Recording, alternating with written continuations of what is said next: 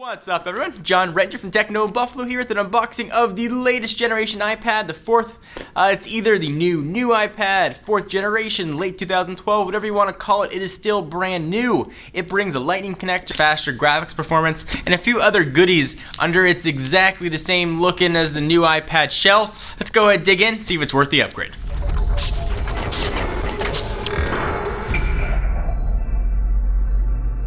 Alright, so here is the fourth generation iPad, the new iPad. We've got it all dolled up here in 16 gigabytes configuration. It's going to run through to 16 to 64 in Wi-Fi or 4G flavors. Now Sprint has joined in on the party.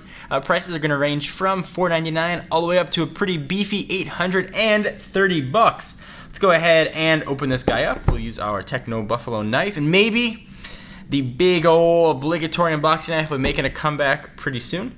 So we'll go ahead and cut all the plastic here. Alright, so the plastic is all cut. Let's go ahead and take off the top.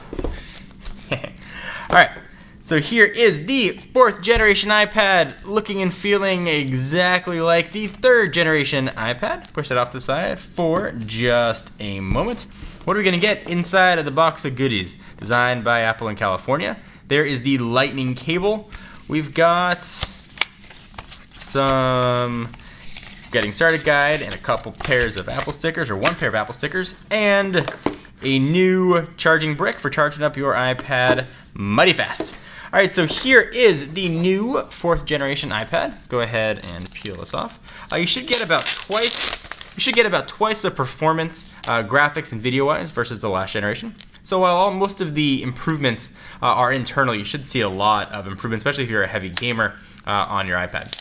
Or if you do a lot of video rendering or exporting using iMovie or another video editing piece of software. All right, so here we are running, of course, iOS 6. Let's talk about the dimensions. We are looking at 9.5 inches by 7.31 inches by 0.73 inches, and it weighs 1.44 pounds. The screen is now a very familiar 9.7 inch screen. That's an IPS technology built in with a resolution of 2048 by 1536. It's going to give you 264 ppi. Powering this is a 42.5 watt-hour battery, which Apple says is going to give you 10 hours of use. So let's get to the new stuff. It's got a 1.4 gigahertz dual-core A6X chip with quad-core graphics, so it should be a screamer. A gig of RAM in here as well, and of course we'll be playing games and benchmarking it, let you know how it fares in our full review. Again, internal storage is going to range from 16, 32, or 64. It has two iSight cameras. First one lives right there. It's a 5 megapixel camera with shoot 1080p video. We've got a FaceTime HD camera living right up front. 1.2 megapixels, it can shoot 720p. And again, if you want to get a LTE version, coming out in just a few weeks, LTE will be on AT&T, Verizon, or now Sprint. Got Bluetooth and no NFC, and available in black or white. We've got a new lightning connector down there on the bottom. We've got a mono speaker on the left-hand side. We got nothing. On the right-hand side, volume rocker up or down, and a profile switch. If you do pick up a 4G version, it's going to use a micro SIM, not a nano SIM like the iPad mini or the iPhone 5 is going to be. Let's go ahead and power this guy on and take a first look. All right, so we've got this guy all powered up and ready to be used. And the big differences you're going to notice when you play games or do any sort of video exporting, which we will absolutely test before our full review. But right now, things look blazing fast, as really all generation iPads have. I really not noticed any iPad being slow. But the same thing here as well with the fourth generation, very quick. It's going to be very familiar for you if you've used any sort of Apple product. So look for our full review in the coming days to let you know if this is a worthwhile upgrade, a worthwhile purchase, or whether or not you should skip it or run to the Apple Store to get it. Let's do just some quick comparisons.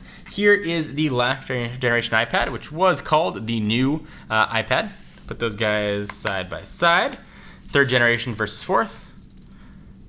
Pretty similar there as well. A few differences. And let's bring in the iPad mini just for a family portrait here. You can see the difference in size quite a bit and see the difference in thickness as well. All right, so be sure to check us out at technobuffalo.com for all the latest and greatest iPad mini news. Let us know down below of anything you want to see to make sure we cover in our full review. Check us out at technobuffalo.com. For now, I'm John Rettinger. I'll see you in the next video.